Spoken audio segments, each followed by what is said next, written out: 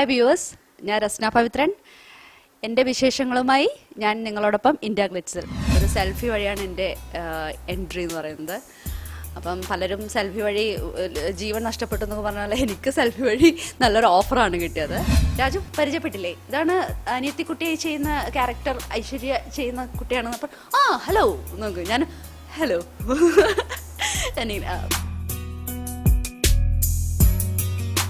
ഈ കലാപരമായിട്ട് മുന്നോട്ട് പോകാൻ തന്നെയാണ് എനിക്കിഷ്ടം.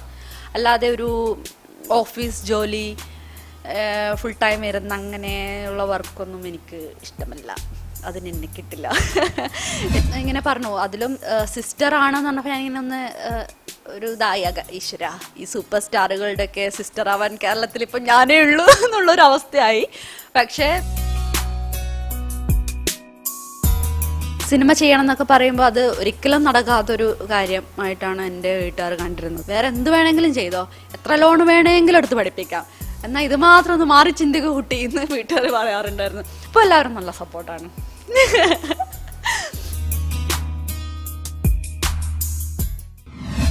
ഊഴം സിനിമയിലേക്ക് എങ്ങനെയാണ് ചാൻസ് കിട്ടിയത്? ഊഴത്തില് ജിത്തു സാർ എന്നെ സെൽഫി കണ്ടിട്ടാണ്. ഞാൻ ഒരുപാട് ഇന്റർവ്യൂവിൽ പറഞ്ഞിട്ടുണ്ട്, ഒരു സെൽഫി വഴിയാണ് എൻ്റെ എൻട്രി എന്ന് പറയുന്നത്. അപ്പം പലരും സെൽഫി വഴി ജീവൻ നഷ്ടപ്പെട്ടു എന്നൊക്കെ പറഞ്ഞാൽ എനിക്ക് സെൽഫി വഴി നല്ലൊരു ഓഫറാണ് കിട്ടിയത്. അപ്പം എൻ്റെ ഒരു ഫ്രണ്ട് പറഞ്ഞു, ഇങ്ങനെ സാറ് ഊഴത്തിൽ നല്ലൊരു രാജുവേട്ടൻ്റെ സിസ്റ്ററിന് നല്ലൊരു ക്യാരക്ടർ നോക്കുന്നുണ്ട് പറഞ്ഞു. അപ്പോൾ ചുമ്മാ ഒന്ന് അയക്കാൻ പറഞ്ഞു. ഞാൻ അങ്ങനെ ഒരു സെൽഫി വീട്ടിലിരുന്ന സെൽഫി അയച്ചു, പോർട്ട്ഫോളിയോസ് കൂടി അയച്ചിരുന്നു. പിന്നെ എനിക്കെന്തോ തോന്നി, ഇങ്ങനെ അധിക ഡയറക്ടേഴ്സ് നമ്മൾ പറയുന്നത് കേട്ടിട്ടുണ്ടല്ലോ, ഈ നാച്ചുറലായിട്ടുള്ള ഫോട്ടോസാണ് കൂടുതൽ കൺസിഡർ ചെയ്യാറ്. അങ്ങനെ അത് പെട്ടെന്ന് ഓർമ്മ വന്നപ്പോൾ ഞാൻ വെച്ചു ഓക്കെ ഒരു സെൽഫി അത് എന്തായാലും ഒന്ന് അയക്കാമെന്ന് കരുതി. അങ്ങനെ ലാസ്റ്റാണ് സാറ് പറഞ്ഞത് താൻ സെൽഫി അയച്ചില്ലായിരുന്നെങ്കിൽ തന്നെ ഞാൻ എടുക്കില്ലായിരുന്നു എന്ന്. അപ്പം അങ്ങനെ സെൽഫി വഴിയാണ് എനിക്ക് എൻട്രി കിട്ടിയത്. എനിക്കിപ്പോഴും ഓർമ്മയുണ്ട്, ജിത്തു സാർ ഇങ്ങനെ വിളിച്ചിട്ട് ഓക്കെ തന്നെ ഇപ്പോൾ സെലക്ട് ചെയ്തിട്ടുണ്ട്, പക്ഷെ ഒരു ഓഡിഷൻ ഉണ്ടാവും, അത് കഴിഞ്ഞിട്ടേ ഫൈനൽ നമുക്ക് പറയാൻ പറ്റുമെന്ന് പറഞ്ഞു. അങ്ങനെ ഞാൻ പക്ഷെ വിളിക്കുമ്പോൾ തന്നെ നമുക്കൊരു പോസിറ്റീവായിട്ട് നമ്മുടെ ഒരു ഇൻറ്റ്യൂഷൻ ഉണ്ടാവുമല്ലോ. അപ്പോൾ തന്നെ ഞാൻ ഭയങ്കര കോൺഫിഡൻ്റ് ആയിരുന്നു. ഓക്കെ ഞാൻ നല്ല കോൺഫിഡൻ്റ് ആയി അവിടെ പോയി. ഒരു സീന് തന്നു. എനിക്കൊന്ന് ആദ്യമായിട്ട് ആ ചേട്ടൻ വരുമ്പോൾ ഉള്ളൊരു സീനുണ്ടല്ലോ, ഏട്ടാ നമുക്ക് പറഞ്ഞിങ്ങനെ പോയി. അപ്പോൾ അതായിരുന്നു തന്നത്. അപ്പോൾ സാറും അസിസ്റ്റൻസൊക്കെ കൂടിയായിരുന്നു അന്ന് ഏട്ടനായിട്ടൊക്കെ നിന്നത്. അങ്ങനെ ഞാൻ പെട്ടെന്ന് തന്നെ ഐശ്വര്യമായി മാറി. സാർ അത് പറഞ്ഞപ്പോഴത്തേക്ക് എനിക്കതെന്തോ അങ്ങനെ വിട്ട് മാറിയെന്ന് തോന്നിയിട്ടില്ല. അത് ചെയ്തു. പിന്നെ അടുത്ത സീന് തന്നു. അപ്പം എനിക്ക് ഏകദേശം അവിടെ തന്നെ എനിക്ക് തോന്നി ഇത് ഞാൻ സെലക്റ്റഡ് ആയി തോന്നും എന്നുള്ളൊരു ഇത് കിട്ടി. തിരിച്ച് വീട്ടിൽ വന്നപ്പോൾ സാറ് പറഞ്ഞു ഓക്കെ യു ആർ സെലക്റ്റഡ് എന്ന് പറഞ്ഞു. അപ്പോഴെനിക്കിങ്ങനെ അത് ഓർമ്മയുണ്ട്, ഞാനിങ്ങനെ സോഫയിൽ ഇങ്ങനെ തരിച്ചിരുന്ന ഇതെനിക്ക് ഓർമ്മയുണ്ട്. പക്ഷെ ഭയങ്കര എക്സൈറ്റ്മെൻ്റ് ഒന്നും ഇല്ല, ഓവർ ഒന്നും ആക്കില്ല. ഞാനിങ്ങനെ കേട്ടു, ജസ്റ്റ് എൻജോയ് ചെയ്തു. പിന്നെ നന്നായി വരണം എന്ന് മാത്രമേ കാരണം ജിത്തു സാറിൻ്റെ ഒരു പേടിയുണ്ടായിരുന്നു. പിന്നെ രാജുവേട്ടൻ്റെ കൂടെ എങ്ങനെയായിരിക്കും, കാരണം അതിൽ കോമ്പിനേഷൻ സീനൊക്കെ ഉണ്ട്. അപ്പം ഞാനും എൻ്റെ ഭാഗം ക്ലിയർ ആക്കി ചെയ്തില്ലെങ്കിൽ ആ സീനൊന്നും അത്ര ഒരു ലൈവായിട്ട് വരില്ല. അപ്പം അങ്ങനെയുള്ള ചില കടമ്പകളുണ്ട്. എന്നാലും അതൊരു ഈശ്വരാനുഗ്രഹമായി ഞാനങ്ങനെ കണ്ടു. ശ്വാസങ്ങൾ തോറും സ്നേഹം. പൃഥ്വിരാജൻ ആദ്യം കണ്ടപ്പോൾ എന്തായിരുന്നു ഒരു ഫീലിംഗ്? എനിക്കത് ഇപ്പോഴും ഓർമ്മയുണ്ട്. കോയമ്പത്തൂരിൽ ഫസ്റ്റ് ഡേ ഞാൻ പോയി. അപ്പോൾ ഓൺ ദ വേ ജിത്തു സാറിൻ്റെ മകൾ എൻ്റെ കൂടെ ഉണ്ടായിരുന്നു. അപ്പോൾ മകൾ പറഞ്ഞു ഞാൻ പപ്പായുടെ അടുത്ത് ഇറങ്ങുകയാണ് എന്ന് പറഞ്ഞിട്ട് ലൊക്കേഷനിൽ ഇറങ്ങി. അപ്പം ഞാൻ വെച്ചു ഞാനും വെറുതെ ചുമ്മാ റൂമിൽ പോയി നേരത്തെ ഇരിക്കണ്ട, ഒന്ന് അവിടെയൊക്കെ അന്തരീക്ഷമൊക്കെ ഒന്ന് കണ്ട് ഒന്ന് ജസ്റ്റ് എല്ലാവരുമായിട്ട് കമ്പനി ആവാന്ന് കരുതി ഞാനും അവിടെ ഇറങ്ങി ലൊക്കേഷനിൽ. അപ്പോൾ അവിടെ രാജുവേട്ടനും നീരജും ദിവ്യയും അവർ 3 പേരും ഷൂട്ട് നടന്നുകൊണ്ടിരിക്കുകയായിരുന്നു. ദിവ്യയെ ഞാൻ പിന്നെ ഓഡിഷൻ ടൈം കണ്ടിട്ടുണ്ടായിരുന്നു, ഞങ്ങൾ കമ്പനിയായി. നീരജിനെയും രാജുവേട്ടനും ഞാൻ അന്നാണ് കാണുന്നത്. ഞാൻ സംസാരിച്ചു, പക്ഷേ രാജുവേട്ടൻ ആ സമയത്ത് ഷൂട്ടിലായതുകൊണ്ട് ഞാനിങ്ങനെ വെയിറ്റ് ചെയ്തു, വരട്ടെ എന്നുള്ളതിൽ. അവസാനം അവിടെ ഷൂട്ട് കഴിഞ്ഞ് രാജുവേട്ടൻ വന്നപ്പോഴത്തേക്ക് സാറ് പരിചയപ്പെടുത്തി. രാജു പരിചയപ്പെട്ടില്ലേ? ഇതാണ് അനിയത്തിക്കുട്ടിയായി ചെയ്യുന്ന ക്യാരക്ടർ, ഐശ്വര്യ ചെയ്യുന്ന കുട്ടിയാണെന്ന്. അപ്പോൾ ഹലോ നോക്ക്, ഞാൻ ഹലോ പിന്നെ ഞാനിങ്ങനെ അധികം പേടിയും കഴിക്കാതെ ഭയങ്കര നല്ല കുട്ടിയാണെന്നുള്ള രീതിയിൽ നിന്നു. രാജേട്ടൻ വന്ന് ഓക്കെ ആദ്യത്തെ പടമാണോ എന്നൊക്കെ ചോദിച്ചു എന്നെ കാര്യമായിട്ട്. എങ്ങനെ ഇതിനു മുമ്പ് വർക്ക് ചെയ്യേണ്ടത്, ഇപ്പം എന്ത് ചെയ്യുന്നു എന്നൊക്കെ പറഞ്ഞു. അങ്ങനെ ഞാനും എല്ലാത്തിനും വളരെ പൊളൈറ്റായിട്ട് ഞാനൊരു പാവമാണെന്നുണ്ട് ഞാനും പറഞ്ഞു. പക്ഷേ രാജേട്ടൻ വളരെ സപ്പോർട്ടീവ് ആയിരുന്നു. എനിക്ക് തോന്നുന്നു ഞാൻ അത് കണ്ടെല്ലാവരും പറഞ്ഞു നന്നായിട്ടുണ്ടായിരുന്നു അത്. അങ്ങനെ അധികം ചെയ്ത എക്സ്പീരിയൻസ് ഉള്ള ഒരു ആർട്ടിസ്റ്റ് ചെയ്യുന്ന പോലെ ഉണ്ട്. അതൊക്കെ ഒരുപാട് പറഞ്ഞു. അതെനിക്കൊന്ന് രാജുവേട്ടൻ്റെ ആ ഒരു സപ്പോർട്ടായിരിക്കണം. അങ്ങനെ ഒരു എല്ലാവരും ചോദിച്ചു എങ്ങനെയുണ്ടായിരുന്നു രാജുവേട്ടൻ, വഴക്ക് പറയുന്നൊക്കെ കേട്ടിട്ടുണ്ട്, സ്ട്രിക്റ്റ് ആണെന്ന് കേട്ടിട്ടുണ്ട്. പക്ഷെ എനിക്ക് മനസ്സിലായെന്ന് വെച്ചാൽ നമ്മൾ വർക്ക് ചെയ്യുകയാണെങ്കിൽ സിൻസിയറായിട്ട് നമ്മളത് ട്രൈ ചെയ്യുന്നുണ്ടെന്ന് കഴിഞ്ഞാൽ തീർച്ചയായിട്ടും രാജുവേട്ടൻ സപ്പോർട്ട് ചെയ്യും. പിന്നെ എനിക്കൊന്നു അദ്ദേഹത്തിന് തോന്നിയിട്ടുണ്ടാവും, അദ്ദേഹം ഒരുപാട് പുതിയ ആൾക്കാരെയൊക്കെ കണ്ടിട്ടുണ്ട്, ഒരുപാട് വർഷത്തെ എക്സ്പീരിയൻസ് ഉണ്ട്. ഈ കുട്ടി ടെൻഷൻ അടിച്ചാൽ പിന്നെ നമുക്ക് തന്നെയാണ് പണിയെന്ന് തോന്നിയത് കൊണ്ടാണോ ഒന്നും അറിയില്ല. എന്തായാലും നല്ല സപ്പോർട്ടീവ് ആയിരുന്നു. ഞാനൊക്കെ എന്ന് വെച്ചാൽ എൻ്റെയൊക്കെ ഒരു ധാരണ നമ്മൾ സിനിമ ചെയ്യുമ്പോൾ ഫുൾ ടൈം ആ മൂഡിലിരിക്കണം എന്നാണ്. ഇപ്പം ഞാൻ ഒരുപാട് പടം ചെയ്ത് ഞാൻ പറഞ്ഞല്ലോ ഒരു തമിഴ് മൂവിയൊക്കെ ചെയ്തു. അപ്പോൾ അതിൽ ഡയറക്ടർ നമ്മളോട് പറയും നാളെ ഈ കരയുന്ന ഒരു സീനാണ്, ഇമോഷണലാണ് എന്നൊക്കെ പറയുമ്പോൾ ഞാൻ ഇന്ന് രാത്രി മുതലേ തുടങ്ങും ഇമോഷണലായിട്ട് നിൽക്കാൻ വേണ്ടി. ആരെങ്കിലും എന്തൊക്കെ ചെയ്യുമ്പോൾ എനിക്ക് ദേഷ്യം വരും, ഇവരാരും എന്താണ് മനസ്സിലാക്കാത്തത് എന്നൊക്കെ ഉള്ള ഒരു ആറ്റിറ്റ്യൂഡായിരുന്നു. അത് വല്ലാത്തൊരു ടെൻഷനായിരുന്നു ശരിക്കും പറഞ്ഞാൽ. ചിരിക്കാൻ പേടിയായിരുന്നു. ചിരിച്ചു കഴിഞ്ഞാൽ നാളെ സീനിൽ എത്തുമ്പോൾ എനിക്ക് ആ മൂഡ് കരയാൻ വരില്ലേ, കണ്ണാടി നോക്കി ഇങ്ങനെ കരഞ്ഞ ഭാവത്തിൽ നിൽക്കുക, പല വിഷമങ്ങൾ ആലോചിച്ചുകൊണ്ട് നിൽക്കുക. ഞാൻ വിചാരിച്ച ഒരു പടം ചെയ്യുമ്പോൾ തന്നെ ഇത്രയും നമ്മളാണെങ്കിൽ ഇനി ത്രൂ ഔട്ട് ദൈവം സഹായിച്ച് പടങ്ങൾ വരികയാണെങ്കിൽ ഞാൻ എന്തായി തീരുന്നു എനിക്ക് ഭയങ്കര ടെൻഷൻ ഇതുണ്ടായിരുന്നു. പക്ഷേ രാജുവേട്ടൻ്റെ കൂടെ വർക്ക് ചെയ്തപ്പോഴുണ്ടായ എനിക്ക് നല്ലൊരു കാര്യം എന്ന് വെച്ച് കഴിഞ്ഞാൽ, രാജുവേട്ടൻ എങ്ങനെയാണെന്ന് വെച്ചാൽ അവിടെ വന്ന് എല്ലാം പറഞ്ഞ് ചിരിച്ച് കളിച്ച് നല്ല ജോളിയായിരുന്നു. പിന്നെ ഇതേ കരയുമ്പോൾ പൊട്ടി കരഞ്ഞ് ചെയ്യുന്നുണ്ടാവും. അപ്പം ഞാൻ വെച്ചാൽ ഇത്രയേ ഉള്ളൂ അല്ലേ. അപ്പോഴാണ് എനിക്ക് എൻ്റെ ഒരു ഐ ഓപ്പണർ എന്ന് പറയുന്നത്, നമ്മൾ ആ ഒരു എക്സ്പീരിയൻസ് ഉള്ള ആൾക്കാരുടെ കൂടെ വർക്ക് ചെയ്യുമ്പോൾ ഒരു ഗുണം അതാണ്. അപ്പം ഞാൻ വെച്ച് ഇതിന് ഇത്രേ വേണ്ടോ, കരയാണെങ്കിൽ ആ സമയത്ത് നമ്മൾ ആ ഒരു സീന് മനസ്സിൽ ഉൾക്കൊള്ളുക, പിന്നെ അത് നമ്മൾ ചെയ്യുക. അല്ലാതെ രാവിലെ മുതലേ ഇന്ന് കരയണം എന്ന് കരുതി തലേന്ന് രാത്രിയെ നമ്മൾ ആ മൂഡിൽ വെക്കുക, അങ്ങനത്തെ ഒരു പരിപാടി വേണ്ട. അതവിടെ കഴിഞ്ഞു തീർന്നു. പിന്നെ നെക്സ്റ്റ് നമ്മുടേതായ റിയലായിട്ട് മാറുക. അപ്പം അത് എനിക്ക് രാജുവേട്ടൻ്റെ കൂടെ വർക്ക് ചെയ്തപ്പോഴും മനസ്സിലായി. പിന്നെ ഞാനും അത് അങ്ങനെ ആവാൻ തുടങ്ങി. അത്രയും നിർത്തില്ല, എന്നാലും നമ്മൾ ആ പയ്യെ നമുക്ക് അറിയാമല്ലോ ആ ഒരു ഇതിലേക്ക് വരാൻ തുടങ്ങി. സീൻ ഇതാണെങ്കിൽ ആ സമയത്ത് അതിനെ ഉൾക്കൊള്ളുക, പിന്നെ നമ്മൾ നമ്മുടേതായ ശരിക്കും എന്താണ് ആ വ്യക്തിയായിട്ട് തന്നെ മാറുക. അങ്ങനെയൊക്കെയുള്ള ഇത് രാജുവേട്ടൻ്റെ കൂടെ വർക്ക് ചെയ്തുകൊണ്ട് കിട്ടിയ എനിക്കൊരു വലിയൊരു ബ്ലെസ്സിങ് ആണ്. പൃഥ്വിരാജിനോട് അഭിനയിച്ചപ്പോൾ ഉണ്ടായ ആ ഒരു അനുഭവം പറയാമോ? പിന്നെ ആ കോമ്പിനേഷൻ എടുക്കുന്ന ഒരു സംഭവമാണ്. അത് കുറച്ചൊരു ലെങ്തി സീനാണല്ലോ, അങ്ങോട്ടും ഇങ്ങോട്ടും ഡയലോഗ് ഇതായിട്ടുള്ളതാണ്. അപ്പം എല്ലാവരും ഇങ്ങനെ വെയിറ്റ് ചെയ്യാം, എന്താണ് ഇവിടെ ഇന്ന് പൂരം നടക്കുക എന്നുള്ളൊരു ഇതായിരുന്നു. നമുക്കവിടെ കയറി ചെല്ലുമ്പം തന്നെ അറിയാം. അപ്പം ഞാനും ഭഗവാനെ മിന്നിച്ചേക്കണേ എന്നും പ്രാർത്ഥിച്ചുകൊണ്ട് അങ്ങ് ഇറങ്ങി ഗോതയിലോട്ട്. പക്ഷെ ഞാൻ ഭാഗ്യത്തിന് നമുക്ക് ആദ്യമേ ഡയലോഗൊക്കെ സാറ് ജിത്തു സാർ അതിന് നല്ല നമ്മളൊരു എന്താ പറയുക ട്രെയിനിങ് തന്ന് വിട്ട പോലെ ആയിരുന്നു. കാരണം ആദ്യമേ ഡയലോഗൊക്കെ തന്ന് താൻ ഡയലോഗ് പഠിച്ചോ എന്നൊക്കെ ചോദിക്കും സാറ്. അപ്പം ഞാനത് ആദ്യം കുറച്ചൊന്ന് ബൈഹാർട്ടൊക്കെ ചെയ്തുകൊണ്ടായിരുന്നു പോയത്. പ്രത്യേകിച്ച് ഇപ്പം രാജുവേട്ടനൊക്കെ ആകുമ്പോൾ നമ്മൾ കുറച്ചുകൂടി ആ ഒരു അത്രയും എത്തില്ലെങ്കിൽ അതിൻ്റെ ഒരു പോയിന്റും കാണിക്കണം എന്നുള്ള ഒരു വാശി ഉണ്ടായിരുന്നു. അപ്പോൾ ഡയലോഗ് പഠിച്ചു. 1-2 തവണ അങ്ങോട്ടും ഇങ്ങോട്ടും ചെറിയൊരു തെറ്റൊക്കെ വന്ന് ഭാഗ്യത്തിന് ഒരു തവണ രാജുവേട്ടൻ്റെ കയ്യിൽ നിന്ന് ഡയലോഗ് മറന്നുപോയി. പുള്ളിക്കാരൻ ഈ പറഞ്ഞ പോലെ ഒരു പെട്ടെന്ന് വന്ന് വായിച്ചു ഓക്കെ നോർട്ട് ഇങ്ങനെ ഇരിക്കുമ്പോൾ നമ്മൾ അയ്യോ എന്നിരിക്കും. ഭാഗ്യത്തിന് ആദ്യത്തെ ഒരു തവണ ഏതോ ഒരു ഡയലോഗ് എന്തോ ജസ്റ്റ് ഒന്ന് മാറി. അപ്പം ഞാനിങ്ങനെയൊക്കെ അപ്പം രാജുവേട്ടൻ അന്നൊക്കെ അങ്ങനെ നല്ലൊരു ഇതായിരുന്നു. തിരികെ വരുമോ മലരും തളിരും മഴയായി പൊഴിയും നിമിഷം. ഊഴത്തിലായിരുന്നല്ലോ ആദ്യത്തെ ആക്ടിങ്, അതിന്റെ എക്സ്പീരിയൻസ് ഒന്ന് പറയാമോ? ഈ ഊഴം സിനിമയിൽ എല്ലാവരും ചോദിക്കും എങ്ങനെയായിരുന്നു ആദ്യത്തെ ഒരു സീൻ എങ്ങനെ നന്നായി ചെയ്തു. സത്യം പറഞ്ഞാൽ അവിടെ എല്ലാവരും ഭയങ്കര ക്ലാപ്പായിരുന്നു ആദ്യത്തെ സീൻ ചെയ്തപ്പോൾ. ഇത്രയും ഒറിജിനലായിട്ട് നന്നായി ചെയ്തു എന്നൊക്കെ പറഞ്ഞ് എല്ലാവരും അപ്രീഷിയേറ്റ് ചെയ്തു. കാരണം സിനിമ കണ്ടവർക്കറിയാം, അതിൽ ഞാൻ മരിച്ചു കിടക്കുന്ന ഒരു സീൻ ഉണ്ടായിരുന്നു ഡെഡ് ബോഡി ആയിട്ട്.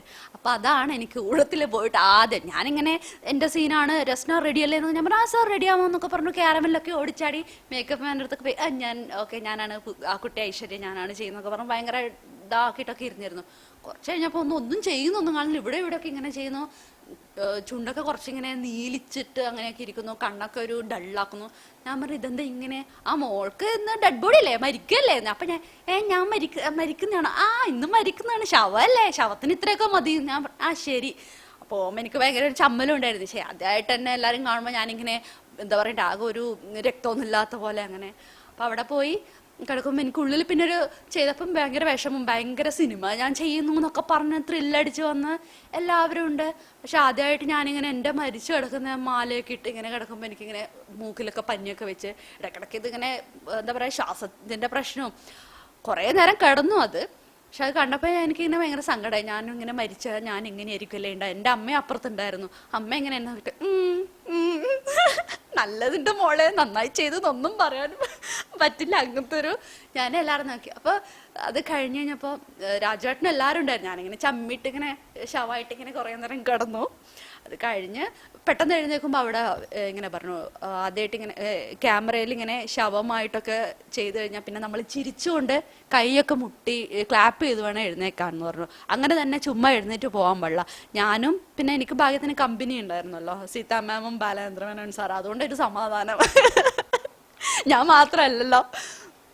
അപ്പൊ ഇത് ശവമായിട്ട് കിടക്കാൻ നമ്മൾ പറയില്ലേ, അറ്റ്ലീസ്റ്റ് ഒരു ശവമായിട്ടെങ്കിലും ഒരു സീൻ ഇതാണ്. പക്ഷെ നിസ്സാര പണിയൊന്നുമല്ല കേട്ടോ ശവമായി കിടക്കുന്നത്. അവിടെ ഈ പായൽ ഇങ്ങനെ കിടന്നിട്ട് ബാക്ക് ബോണൊക്കെ ഇങ്ങനെ വേദനയെടുക്കുന്ന, എണീക്കാനും പറ്റില്ല. കാഞ്ചീവരൊക്കെ പൊതച്ചു തന്നിട്ടുണ്ട്, മേലെ വലിയ മാല ഇതൊക്കെ ഇട്ടിട്ട്. അപ്പോൾ പിന്നെ ഒരു ഭാഗത്തുനിന്ന് രാജേട്ടനൊക്കെ വന്ന് ഇങ്ങനെ കരയൊക്കെ സീരിയസ് ആയി എടുക്കുമ്പോൾ എനിക്കിടക്ക് ചിരിയും വരുന്നു. ഞാനിപ്പോൾ ചിരിക്കും എനിക്ക് ഞാൻ ചിരിക്കാൻ പാടില്ല. അങ്ങനെ ഒരു പ്രശ്നം ഉണ്ടായിരുന്നു. പിന്നെ ഞങ്ങളെല്ലാവരും 1 മണിക്കൂർ അങ്ങോട്ട് കിടന്നു തോന്നും അങ്ങനെ തന്നെ. പിന്നെ എഴുന്നേറ്റ് അപ്പോൾ സാറ് പറഞ്ഞു, എല്ലാവരും അവിടെ നിന്ന് ഇങ്ങനെ പറഞ്ഞു യൂണിറ്റിൽ നിന്ന്, അങ്ങനെ ചുമ്മാ എഴുന്നേക്കരുത്, ക്ലാപ്പൊക്കെ ചെയ്ത് സന്തോഷിച്ച് വേണം. അപ്പം ഞാൻ എൻ്റെ ആദ്യത്തെ ഷോട്ട് എല്ലാവരും പറഞ്ഞു അടിപൊളിയായി കലക്കി കേട്ടോ എന്ന് പറഞ്ഞു. അങ്ങനെ നല്ലൊരു അപ്രിസിയേഷൻ എനിക്ക് കിട്ടി ആദ്യത്തെ എൻ്റെ ഒരു ഷോട്ടിൽ.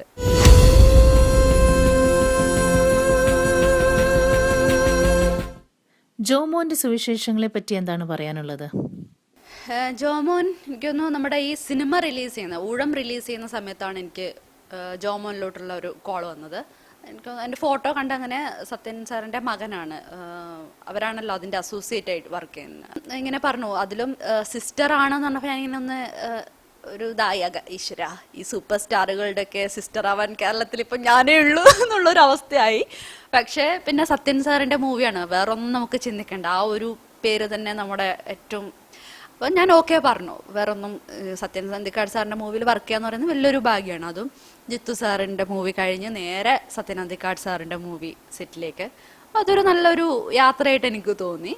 പിന്നെ അവിടെ ചെന്നപ്പോൾ തൃശ്ശൂരായിരുന്നു അതിൻ്റെ ഷൂട്ട്. അത് ഈ പറഞ്ഞ പോലെ ബ്രദറിനോട് ഏറ്റവും നല്ലൊരു അറ്റാച്ച്മെൻ്റുള്ള നല്ലൊരു സിസ്റ്ററാണ്. എന്തായാലും DQ ഫാൻസിനും സന്തോഷിക്കാം, ഞാനും DQയുടെ സിസ്റ്ററായിട്ട് ഞാൻ വരുന്നുണ്ട്. DQ എനിക്കൊന്നും ഭയങ്കര എപ്പോഴും സീനിൽ ഇങ്ങനെ ഇൻവോൾവ് ചെയ്ത് നിൽക്കുന്നതായിട്ടാണ് എനിക്ക് തോന്നിയിട്ടുള്ളത്. അങ്ങനെ പിന്നെ നല്ലതാണ്, എല്ലാവരുമായിട്ട് കമ്പനിയൊക്കെയാണ്. പക്ഷെ എനിക്കൊന്ന് കുറച്ചൊരു എന്താ പറയുക ഷൈ ആയിട്ടുള്ളതാണ്, എനിക്കറിയില്ല എങ്ങനെയാണെന്ന്. പക്ഷെ അഭിനയിക്കുന്ന സമയത്തൊക്കെ ഇങ്ങനെ അതിൽ തന്നെ സീനിൽ തന്നെ ഇങ്ങനെ മുഴുകി നിൽക്കുന്ന പോലെയാണ്. എനിക്ക് ഒരുപാട് കോമ്പിനേഷൻ ഇല്ലെങ്കിലും എനിക്ക് തോന്നിയിട്ടുള്ളത് അങ്ങനെയാണ്. ആ സീന് തന്നെ മനസ്സിലിട്ട് അങ്ങനെ ചെയ്യുന്ന, അത്രയും സീരിയസ് ആയിട്ട് സിനിമേനെ അപ്രോച്ച് ചെയ്യുന്നതായിട്ട് എനിക്ക് തോന്നുന്നു. ജോമോന്റെ സുവിശേഷങ്ങളെ ക്യാരക്ടറെ പറ്റിയോ? അങ്ങനെ എന്താ പറയാ, എനിക്ക് ഇതിലെൻ്റെ ക്യാരക്ടറിനൊരു വ്യത്യാസമുണ്ട്. അതിലെ ഊഴത്തിൽ കണ്ട ഒരു ക്യാരക്ടറിൻ്റെ ഒരു ഇത് വെച്ചിട്ട് തന്നെ ഇതിൽ കാണാൻ പറ്റില്ല. ഇതിൽ കുറച്ചുകൂടി ഒരു മെച്ചുവേർഡ് ആയിട്ടുള്ളൊരു അനിയത്തിയാണ് ഞാൻ. ഊഴത്തിൽ ഇങ്ങനെ എന്താ പറയണ്ടേ, ഭയങ്കര ഒച്ചപ്പാടും ബഹളവും ഒക്കെ ഉള്ളൊരു അനിയത്തിയാണെങ്കിൽ ഇതിലോട്ട് വരുമ്പം കുറച്ച് അടക്കം ഒതുക്കും ഒക്കെ ഉള്ള ഒരു മെച്ചുവേർഡ് ആയിട്ടുള്ള ഒരു ടെസ്സ എന്നാണ് ഇതിൻ്റെ എൻ്റെ പേര്, ജോമോൻ ടെസ്സ. പിന്നെ അപ്പോൾ അങ്ങനെ ഒരു മെച്ചോർഡായിട്ടുള്ള ഒരു അനിയത്തിയാണ്. അപ്പോൾ അതുകൊണ്ട് തന്നെ ഞാനും കുറച്ചവിടെ സെറ്റിലും അല്പം ആ ലുക്കൊക്കെ അങ്ങനെയായിരുന്നു. ഇതിൽ കാണുന്ന പോലെ കേളി ഹെയറും അങ്ങനെയൊന്നുമല്ല, ഒരു കുറച്ചുകൂടി ഡിഫറെൻ്റ് ആയിട്ടൊരു വരുന്നൊരു ഇതാണ്. എന്തൊക്കെയാണ് ഫ്യൂച്ചർ പ്രോജക്ട്സ്? ജോമോൻ ഇപ്പോൾ റിലീസിന് ഒരുങ്ങുകയാണ്. അപ്പം നെക്സ്റ്റ് എൻ്റെ പ്രോജക്റ്റ് എന്ന് പറയുന്നത് കമൽ സാറിൻ്റെ കൂടെയാണ്. ആമി എല്ലാവർക്കും അറിയാം. അതൊരു വലിയൊരു ലക്കായിട്ട് ഞാൻ കാണുന്നു. കാരണം അത്രയും സാറിൻ്റെ ഒരു ഡ്രീം പ്രോജക്റ്റാണ് ആമി എന്ന് പറയുന്നത്. അതിൽ നല്ലൊരു വേഷമാണ്, എന്താണെന്ന് ഞാനിപ്പോൾ പറയുന്നില്ല, അത് സസ്പെൻസ്. അത് നല്ലൊരു വേഷമാണ്. എന്തായാലും ഞാൻ നല്ലൊരു എക്സ്പെക്റ്റേഷനിൽ നിൽക്കുന്നൊരു വേഷമാണ്. അപ്പം അതാണ് നെക്സ്റ്റ് ഞാൻ കമ്മിറ്റ് ചെയ്തിരുന്ന ഒരു പ്രോജക്റ്റ്. സഭയിൽ വാഴ്ത്തപ്പെട്ടവനാകട്ടെ. ആമേൻ. ദൈവത്തിൻ്റെ അനുഗ്രഹീത ജനമേ, കർത്താവിൻ്റെ മേച്ചിൽ സ്ഥലത്തെ യാചകണമേ. ഈ ഇൻഡസ്ട്രിയിൽ നിൽക്കാൻ ഫാമിലി സപ്പോർട്ട് ഉണ്ടല്ലോ അല്ലേ? ഫാമിലി സപ്പോർട്ട് ഇപ്പോൾ എല്ലാവരും നല്ല സപ്പോർട്ടാണ്. ആദ്യം വലിയ സപ്പോർട്ടൊന്നും ഉണ്ടായിരുന്നില്ല. അത് അവരെ കുറ്റം പറഞ്ഞിട്ട് കാര്യമില്ല, കാരണം അവർ അങ്ങനെയുള്ളൊരു ബാക്ക്ഗ്രൗണ്ടിൽ നിന്ന് വരുന്നത്. കാരണം ഞങ്ങളുടെ ഫാമിലിയിൽ അങ്ങനെ ഫിലിം റിലേറ്റഡ് ആയിട്ടുള്ള ഒരു സംഭവവും ഇല്ല, ഒരാൾക്കാരും അങ്ങനെ ഒന്നുമില്ല. അപ്പോൾ സിനിമ ചെയ്യണം എന്നൊക്കെ പറയുമ്പോൾ അത് ഒരിക്കലും നടക്കാത്തൊരു കാര്യമായിട്ടാണ് എൻ്റെ വീട്ടുകാർ കണ്ടിരുന്നത്. അപ്പോൾ അതുകൊണ്ട് തന്നെ വേറെ എന്ത് വേണമെങ്കിലും ചെയ്തോ, എത്ര ലോൺ വേണമെങ്കിലും എടുത്ത് പഠിപ്പിക്കാം, എന്നാൽ ഇത് മാത്രം ഒന്ന് മാറി ചിന്തിക്കുക കുട്ടി എന്ന് വീട്ടുകാർ പറയാറുണ്ടായിരുന്നു. പക്ഷെ ഞാനാണെങ്കിൽ നിങ്ങൾ ഒരു പൈസയും ചിലവാക്കണ്ട പഠിക്കാൻ വേണ്ടി, എന്തെങ്കിലും ചിലവാക്കണ്ട, വല്ല പോർട്ട്ഫോളിയോ എടുക്കാനോ അങ്ങനെ എൻ്റെ ട്രാവലിങ്ങിനൊന്നും പൈസ ചിലവാക്കൂ എന്നുള്ള നേരെ ഉൾട്ട ആറ്റിറ്റ്യൂഡായിരുന്നു എൻ്റെത്. അപ്പോൾ അതാ പിന്നെ എൻ്റെ ചേച്ചിമാരോ ഒന്നും ആരും, ഞാൻ പറഞ്ഞല്ലോ നേരത്തെ, നാട്ടിൽ പോലും അങ്ങനെ ഒരു നമുക്ക് പറയാൻ വേണ്ടി കണ്ണൂർ ഒരുപാട് പേരുണ്ട്, പക്ഷെ നമ്മുടെ ചുറ്റുവട്ടത്തും നമുക്ക് അറിയാവുന്ന ആൾക്കാരൊന്നും ഉണ്ടായിരുന്നില്ല. അപ്പം അതുകൊണ്ട് അവർക്ക് തോന്നിയിട്ടുണ്ടാകും വെറുതെ ഭാവി വേസ്റ്റ് ആക്കലായിരിക്കും തോന്നിയത് കൊണ്ടാണ് അവർ അച്ഛനും അമ്മയും ഭയങ്കരമായിട്ട് എതിർത്തത്. പിന്നെ ചേച്ചിയൊക്കെ ഇങ്ങനെ നീ അഭിനേത്രി ആവണം എന്നൊന്നും പറഞ്ഞ് അങ്ങനെ എൻകറേജും ചെയ്യാറുണ്ടായിരുന്നില്ല. പക്ഷെ ഇപ്പോൾ ഊഴമൊക്കെ ഇറങ്ങിയപ്പം അല്ലാതെ വേസ്റ്റ് ചുമ്മാതല്ലായിരുന്നു ഈ കുട്ടി പാവം, ഓക്കെ ഇത് സത്യമായിരുന്നു എന്നുള്ളത് മനസ്സിലായി. അപ്പം അങ്ങനെ ഒരുപാട് പേരുടെ മുമ്പിൽ ഒരു ക്വസ്റ്റ്യൻ മാർക്കായിരുന്നു ഞാൻ. അപ്പം അങ്ങനത്തെ ഒരു ഇതിൽ എനിക്ക് നല്ലൊരു ഓപ്പണിങ് കിട്ടിയതുകൊണ്ട് പിന്നെ കുറേ പേരുടെ വായ മൂടി എന്ന് വേണമെങ്കിൽ പറയാം ദൈവാനുഗ്രഹം. നീതാനേ നീതാനേ എന്നിൽ എങ്കും നീതാനേ.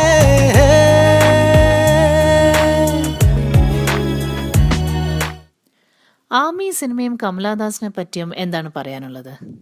കമലാദാസ് നമുക്ക് പിന്നെ ഓഫ്കോഴ്സ് ഞാൻ അവരുടെ ബുക്സ് ഒക്കെ ആദ്യം വായിച്ചിട്ടുണ്ടായിരുന്നു. അപ്പം അതിൽ കൂടെ നമുക്കുള്ളൊരു പിക്ചർ ഉണ്ടല്ലോ, അങ്ങനെ അറിയാം. ഒരുപാട് ഡീറ്റെയിൽ ആയിട്ടൊന്നും അറിയില്ല.